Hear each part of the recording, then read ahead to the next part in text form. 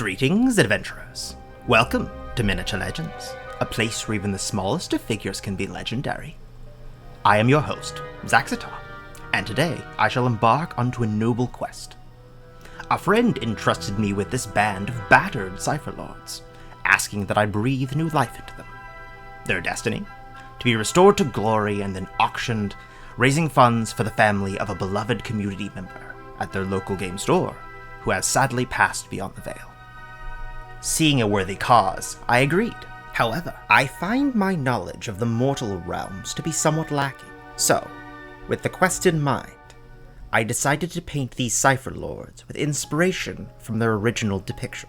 After all, I wouldn't want to choose to paint these miniatures in a way that might not fit within the mortal realms. With a paint scheme in mind, I got started. First things first, I needed to get the miniatures detached from their bases. Some careful work with a razor, and I had them separated. Next, I started trying to strip the bases.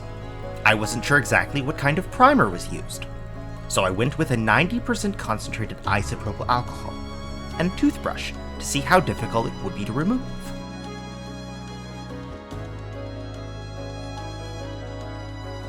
Fortunately, the primer came off very easy, and, encouraged by this, I began soaking the miniatures in the solution as well.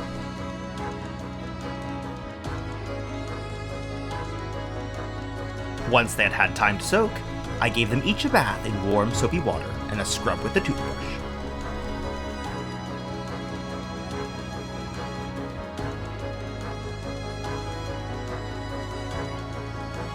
We had a minor break here, but nothing that can't be repaired with a drop of superglue.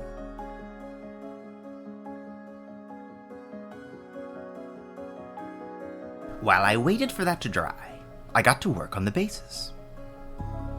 I used air dry clay and my custom texture rolling pin that I had crafted in a previous video.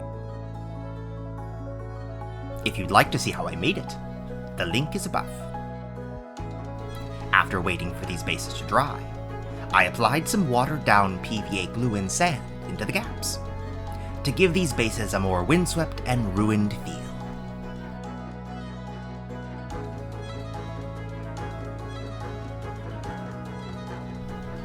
Sealing the sand in with a second layer of PVA,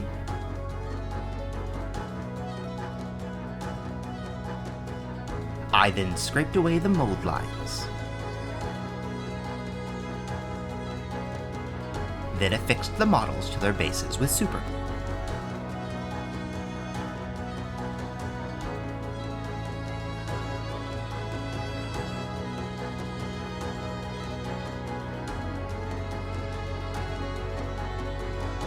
I added some small clay stones to give the bases a bit more irregularity and detail. Then, each model was primed in black using my airbrush.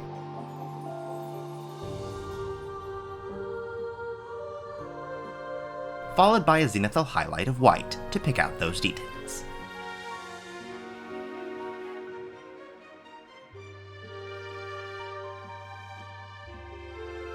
Curses! That sword broke again. One moment.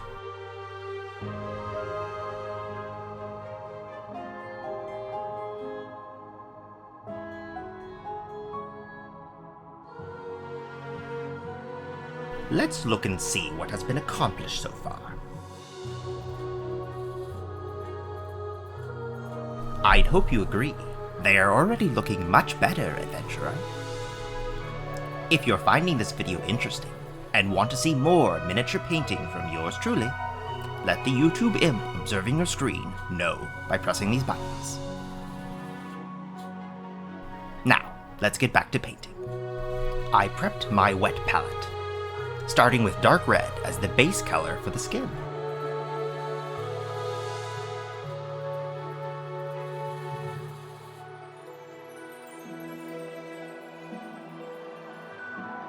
For the hair, I used German Grey, Cantor Blue for the clothes.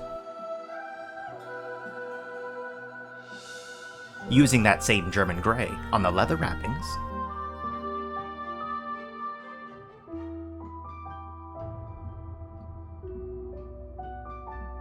Talarn sand for the bases.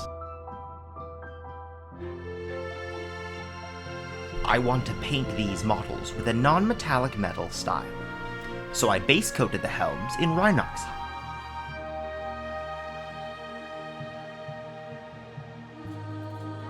as well as any other areas I want to be gold on the final piece. For the weapons and armor, I began with Eshin Grey as the base color.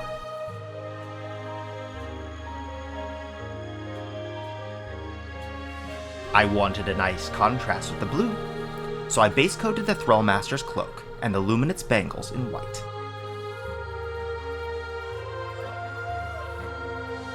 I want the stones and tiles to contrast with the sand, so I applied a coat of Amaranth Red to present as clay. Then, I applied a thin wash across the bases, to soak into the recesses and give some additional shadowing throughout. Followed by a dry brush of Xandri dust. With the base colors established, I got to work on the skin, painting progressive highlights and blending them together with glazes of the base color.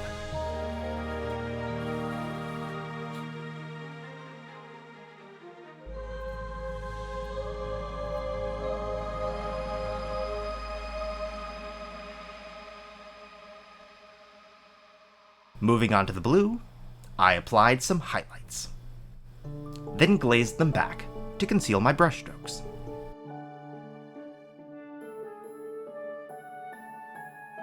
I painted the robe a warm off-white, and applied a white undercoat to the helm's ornamental section, before applying a blue glaze.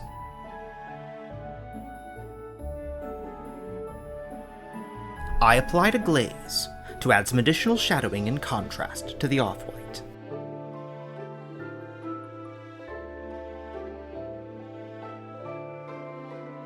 Moving on to the gold non-metallic metal sections, I built a gradient from the dark brown base through yellow to the white reflection of light.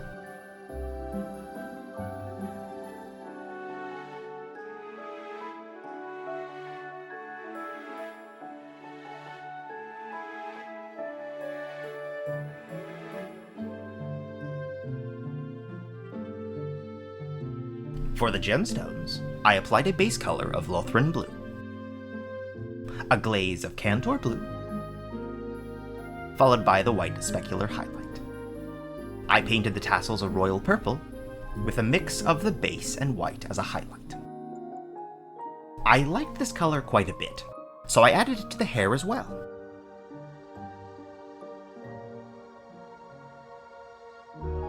For the steel non-metallic metal, I began by using white and black paint, mixed with rust gray to establish the illusion of a reflective, high-contrast surface onto the blades and armor.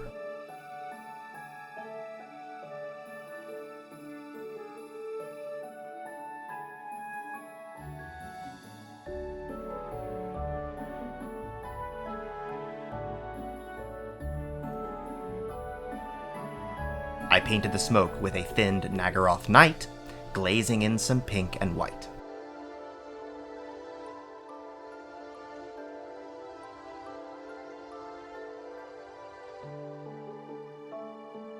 I touched up the dark leather wrappings by adding a dark brown glaze, followed by an edge highlight of Beastie Brown. Time for some tufts.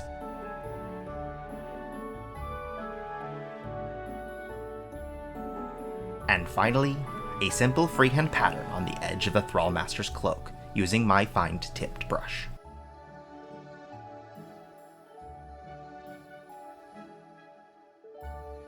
I gave these Cypher Lords a matte finish, and they were done.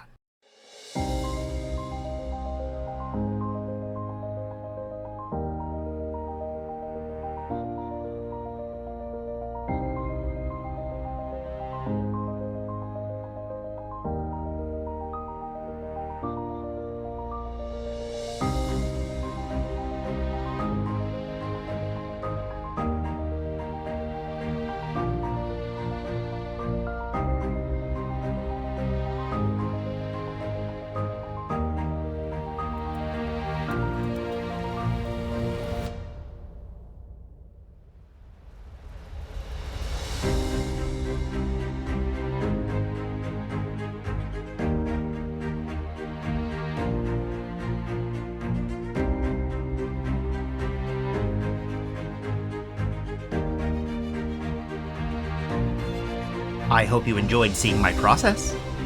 What did you think? Did I manage to save these miniatures? Please let me know.